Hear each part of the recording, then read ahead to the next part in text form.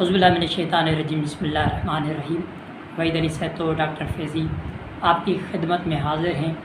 چند دن پہلے سویڈن کے اندر دوبارہ کئی مرتبہ جس طرح نبی کریم صلی اللہ علیہ وآلہ وسلم کی شان میں گستاخیاں کر رہے ہیں مسلسل، اسی طرح انہوں نے سویڈن کے اندر یورپ ممالک کے اندر قرآن پاک کی دوبارہ توہین کی گئی ہے۔ اس کے مقابلے میں آپ دیکھ رہے ہیں کہ ہمارے 52 اسلامی ممالک جو حکمران ہیں وہ مردہ گھوڑے بنے ہوئے ہیں، انسان تو بلکہ جانور کی بھی نام توہین ہے۔ کوئی آواز نہیں، کوئی اس پر شور نہیں، کوئی اس پر احتجاج نہیں، بلکہ الٹے ہمارے ملک کے جو ہے ذلیل اعظم، ایک پہلے ذلیل ہوا، دوسرا ذلیل ہونے جا رہا ہے، وہ جفیاں جا کے پا رہے ہیں فرانس والے کے وزیر اعظم کے ساتھ، تو کوئی ان کا بھی احتجاج سامنے نہیں آیا۔ تو ظلم بظلم تو یہ ہے کہ ابھی ایک میں نے پوسٹ رکھی جس کی آپ کو میں یہاں اسکرین شاٹ بھی دکھا رہا ہوں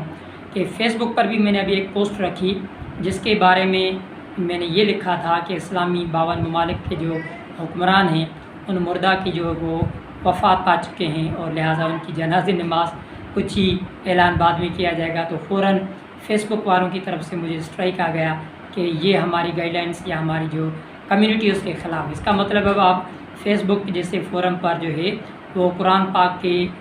حق میں آواز بھی نہیں اٹھا سکتے۔ تو ابھی پاکستان کے اندر ہم اپنے جو پاکستان حکمران ہیں ان کی محبت میں ہماری قومیت نکلتی ہے، اور ہمیشہ میں ایک بات پر خوشی اظہار کروں گا کہ تحریک لبیک پاکستان جو ہے وہ ایک ایسی تحریک یا ایک ایسی جماعت بن چکی ہے کہ جب بھی ملک کے اندر یا ملک سے باہر بیرون ملک دین اسلام پر یا ان کی عظیم ہستیوں پر کوئی بھی گستاخی ہوتی ہے تو ہمیشہ ملک کے اندر سے یہی آواز اٹھتی ہے، چاہے وہ ہمارے محبین ہوں یا تحریک لبیک کے مخالفین ہوں، کہ کہاں ہے تحریک لبیک پاکستان۔ تو جہاں اس کا نیگیٹو پہلو بھی وہاں میں پازیٹیو پہلو بھی پیش کروں، اس سے یہ پتہ چلتا ہے کہ اس وقت صرف ملک پاکستان کے اندر اگر غیرت ایمانی والی کوئی سیاسی جماعت اور تحریک ہے تو تحریک لبیک ہے، ورنہ باقی جتنی بھی پارٹیاں ہیں ان کی غیرت اور ایمانی جو ہے وہ جنازے کی صورت میں آ چکی ہے، مردہ ہو چکی ہے۔ تبھی تو مخالفین اور یہی چیز جب بھی آقا صلی اللہ علیہ وسلم اور دین اسلام پر آواز آتی ہے تو کہتے ہیں کہ کہاں ہے تحریک لبیک۔ اس کا مطلب یہ وہ خود یہ کہنا چاہتے ہیں کہ اس وقت اگر اسلام کی صحیح نمائندہ اور ملک پاکستان اسلامی جمہوریہ جو ایک پورے اسلامی دنیا کی لیڈنگ کرنے والا ملک کہلایا جاتا ہے، اس کے حکمرانوں میں ان کے سیاسی پارٹیوں کے اندر کوئی بھی اس وقت اسلام کی محبت رکھنے والا نہیں، وہ اپنے مفادات سے محبت رکھتے ہیں، انہیں اسلام سے کوئی غرض نہیں، ہاں اپنے مفاد کی خاطر جہاں انہیں دین اسلام کا پیغام رسمی طور پر بیان کرنا پڑے گا تو وہ کر دیں گے۔ تو یہ بھی چیز ہے کہ تحریک لبیک پاکستان اس وقت غیرت ایمانی کی وہ تنظیم بن چکی ہے کہ اگر ایمان کی بات پر کوئی احتجاج ہو، ایمان کی بات پر اگر کہیں سے رد عمل کا جو ہے وہ لوگوں کو انتظار ہوتا ہے وہ تو تحریک لبیک سے ہوتا ہے۔ تو یہ خوش قسمتی ہے تحریک لبیک کے لیے کہ جہاں غریبوں کے لیے وہ آواز اٹھاتے ہیں وہ ایک آواز پہ چکی ہے۔ دشمن بھی یہ کہنے پر ہیں کہ اگر کوئی ایمان والی تنظیم ہے جو ناموس رسالت یا قرآن پاک کی تعظیم یا دینی شاعر اللہ جو ہیں ان پر کبھی حملہ ہوتا ہے تو ایک ہی پاکستان کے اندر تحریک اور تنظیم ہے، وہ تحریک لبیک ہے۔ تو اس حوالے سے مجھے امید ہے کہ ہمارے جو آرمی چیف صاحب ہیں وہ ہم نے سنا ہے سوشل میڈیا پر وہ حافظ قرآن ہیں، تو یقیناً حافظ قرآن ہیں، اگر وہ محافظ قرآن نہ بن سکے تو پھر یہ حافظ قرآن ان کی بھی حفاظت نہیں کر سکے گا، یہ یاد رکھ لیں۔ ماضی کے جرنیلوں سے اگر انہوں نے سبق نہیں سیکھا اور اپنے سپہ سالاری کا یہ جو عہدہ انہیں اللہ تعالیٰ نے امانت دیا ہے، زمانے میں پتہ نہیں کتنے آئے اور کتنے چلے گئے، تو اگر وہ ناموس رسالت کے ساتھ ساتھ ابھی حافظ قرآن ہونے کی وجہ سے محافظ قرآن بن کر بھی اپنا بیانیہ پیش نہیں کریں گے تو یاد رکھ لیجئے حافظ قرآن صاحب یہی قرآن پھر آپ کے سینے کی پکڑ کرے گا۔ تو اسی لیے آپ کے پاس ہمارے سپہ سالار کے پاس اس وقت ہے، بغیر کسی وقت اور ٹائم کے ضائع کیے ہوئے آپ اپنی للکار اور شیر والی وہ دھاڑ کا منتظر ہیں کہ آپ حافظ قرآن ہو کر محافظ قرآن والا بیان پیش کریں، ورنہ آپ کو سانے 9 مئی کا تو بڑا افسوس ہے، ہمیں بھی افسوس ہے، ملک کی عمارتوں پر حملہ ہوتا ہے، عدلیہ کے اندر حکمرانوں کے اندر بڑی افسوس کی سوشل میڈیا اور سیاسی کیمپین چلائی گئی، گو کہ اس پر بھی کوئی ایکشن نہیں لیا گیا۔ تو آپ کے اداروں پر آپ کی دیواروں پر، ملک کے دیواروں پر، پارلیمنٹ پر، عدلیہ پر، حکمرانوں اور ریاستوں اور سیاستوں کے بلڈنگوں پر حملہ ہو جائے تو اس کا آپ کو بڑا درد ہوتا ہے، کئی دنوں تک آپ ایکشن لیتے ہیں، لیکن نبی کریم صلی اللہ علیہ وسلم اور قرآن پاک پر حملہ ہو رہا ہے، کیوں آپ خاموش ہیں؟